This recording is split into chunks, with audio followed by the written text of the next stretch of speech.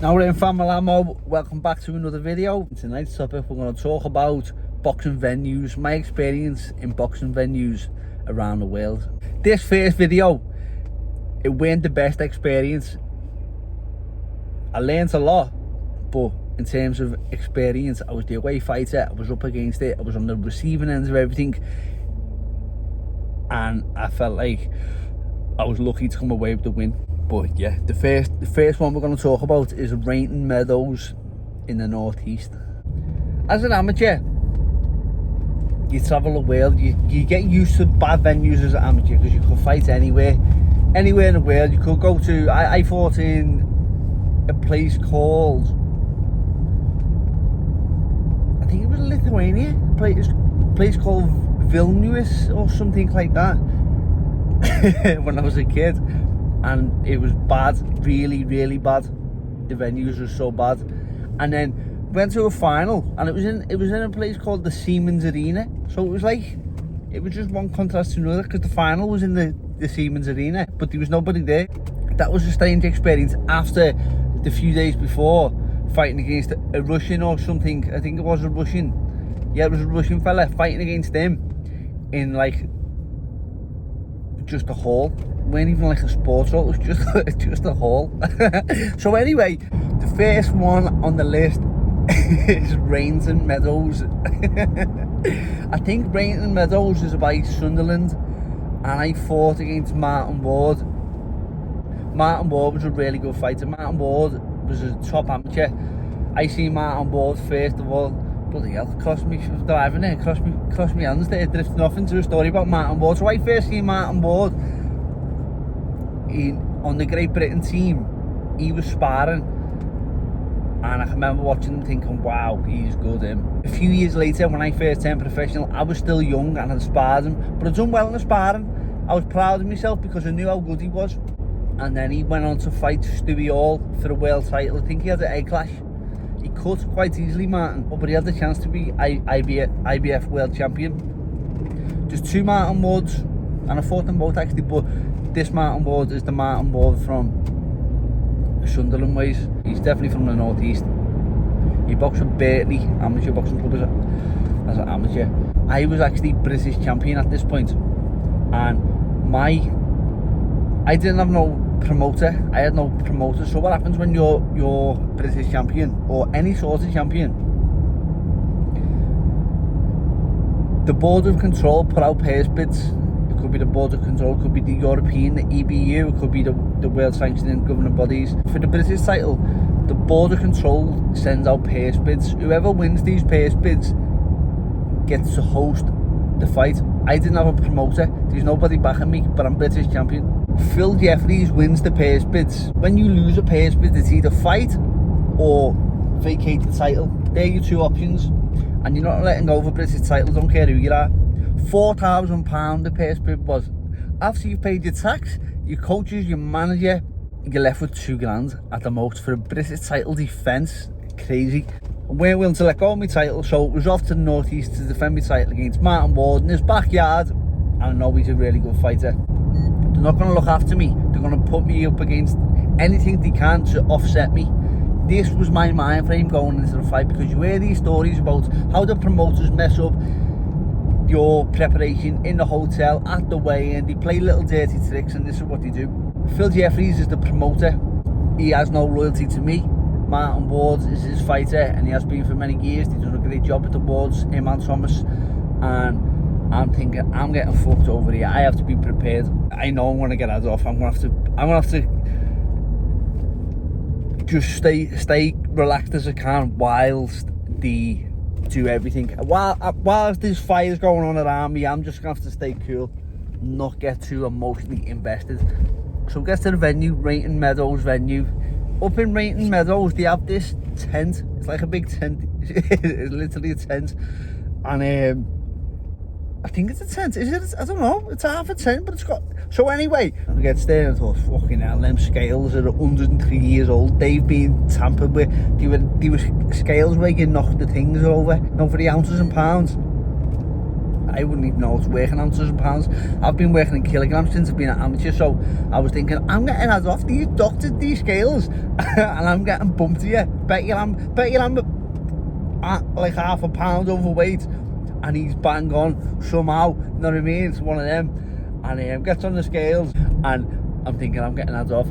I was alright, I was bang on the weight, and I thought, maybe the scales just looks a bit old, or I'm still in my head. I don't trust anyone, so in my head I'm thinking maybe I lost a bit of weight up here on the way, and what happened is the scales were wrong, but I was also underweight, so it bounced out or something along them lines. I'm just shifty like that anyway. I just don't trust anyone. So anyway, goes back to venue. Phil Jeffries comes to us. Here's your per diems. Per diems, when a fighter fights, he gets allocated hotels for a certain amount of nights for the coaches, for himself, or for the team members, how many it is. Normally one fighter plus 2 coaches or something like that normally.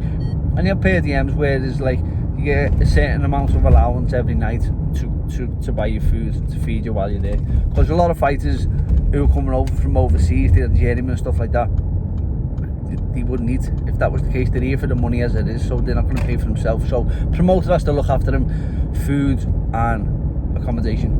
I reckon they're going right to about 20 quid to feed you, but it was something like 25, maybe even more per head, and the hotel was nice as well. So he's looked after us so far, and he's been an absolute gentleman, very, very nice, like too nice, if that makes sense. And I'm thinking, where are they going to come at us with this? When are they going to start messing? And so I've made my mind up, I know what it is, it's tonight. As soon as I go to sleep tonight, the alarm in the hotel's going to go off. That's how they're going to get me.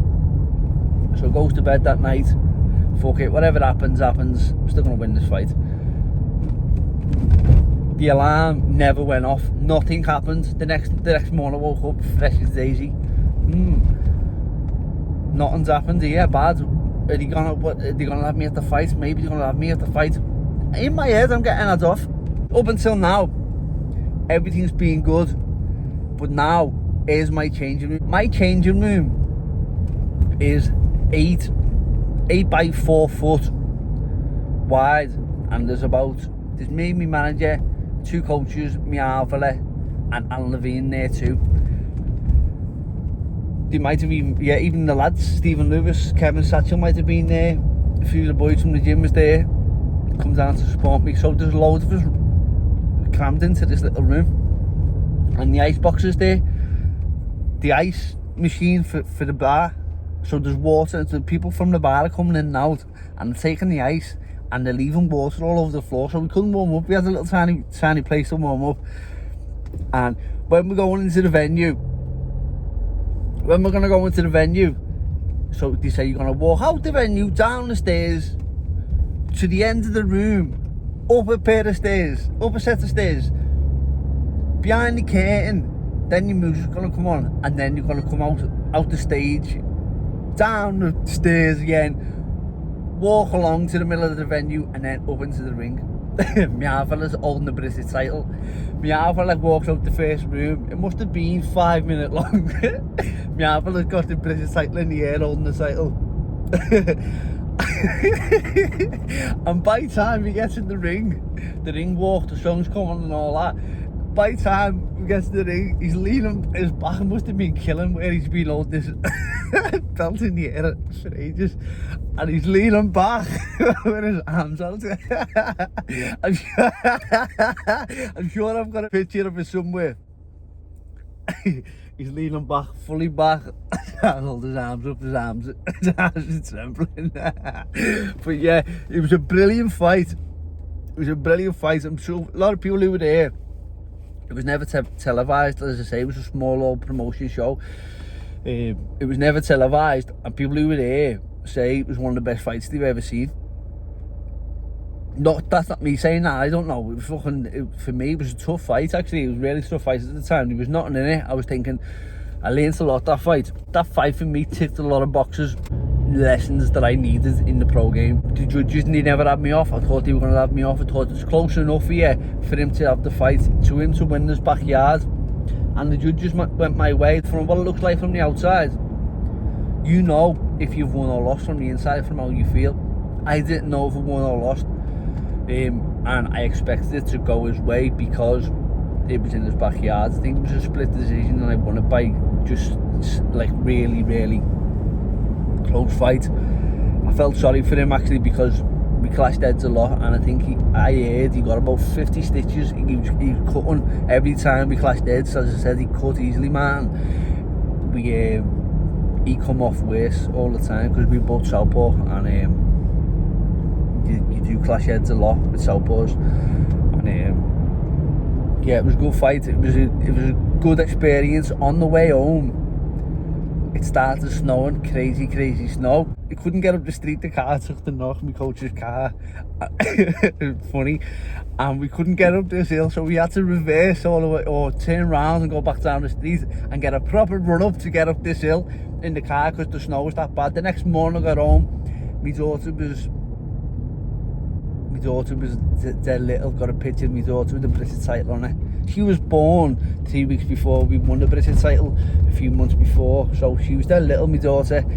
And yeah, I remember we went out as a family together. I think it was someone's birthday, maybe my bird's birthday or something like that. We went out together, and I've got like black eyes on the photos and stuff like that, where we were clashing heads a lot. And it was a good fight, really good experience. But Rainton, Meadows, I'm glad that I've never had to go back up there. I thought I was going to have to at one point, because I had Martin's brother Thomas then become mandatory for my British title, and we boxed in Leeds, and then after it he beat me. It was an egg clash, and karma come my way. Then all the egg clashes that Martin suffered, then I suffered, because, well, I didn't even suffer a cut. Thomas Wall was up in the fight against me. We clashed heads. He jumped in on me, clashed heads. He got a cut, and then it went to the scorecards with 3 rounds to go, and I was coming on strong in the fight. And he won my British title, and then I got mandatory again to fight for the British title. Once again, no promoter, and now his promoter is going to win the purse bids, Mr. Jeffries, and then I will go back to Rainton Meadows and have a rematch with Thomas. But no, it didn't work out that way. They had me over. This is when they did have me over. Yeah, they had me over. They set the fight up. Thomas was supposed to fight me. He never, because I was acting up. I had a lot of respect for the Ward family, and I was acting up, trying to generate a bit of hype about the fight, and I weren't happy how they were messing me around. I had a conversation with Neil Fannin, the coach, at one point on the phone to talk about it, and I said to Neil, please understand that it's not personal what I'm saying about Thomas and Martin. I'm just trying to get me fight. I'm trying to make a bit of hype around the fight. But yeah, I have a lot of respect for the Ward lads. And Thomas pulled out of the fight with an injury about 2 weeks before, and Martin stepped in, which was mad. And then Martin pulled out, and then I ends up not fighting for the British title. But yeah, I think the Wards got the last laugh on me there. The Wards definitely got the last laugh on me, and they were a lovely family. And even when I was fighting Martin that first night in Rainton Meadows, one of the family members came over to me and said to me, I'll never forget it, we were at the bar. I don't know why I was at the bar. I was just standing there, I think maybe being looking to go to the bar or something like that. So we had to go through the bar, and then Martin's cousin came over. I think it might have been his cousin, definitely a family member, and said something along the lines of, I'll be supporting you tonight against anyone other than Martin. And it always meant a lot to me, you know, and that's why I always respected him. It went a bit sour in terms of social media and all that, but I hope the Ward family know that I have a lot of respect for them, and I always will. But yeah, they had me there, the Wards, they had me. But Phil Jeffries, like I say, the worst venues this topic was, but one of the best promoters I ever worked with. I never expected the treatment that I got off him. just an honest man, a good boxing man, a small old promoter who deserved a lot more, deserved televised fights. He deserved good fighters because he is a good man. I think he's still promoting now. But yeah, one of the best promoters I ever worked with, but the venues, yeah, weren't the best. Rainton Meadows. I reckon that's their version of the Olympia. In Liverpool, we have the Olympia, and it's not the nicest place, but it's our Olympia, and great events have happened there and great nights have happened there, so we love it. So I think that's their version of the Olympia in Rainton Meadows, the tent. So I hope I haven't upset you by talking badly of the Rainton Meadows arena, but that experience for me, it weren't the best. Thank you for watching this video. Please like and subscribe and leave a comment, and I'll do some more videos on boxing venues.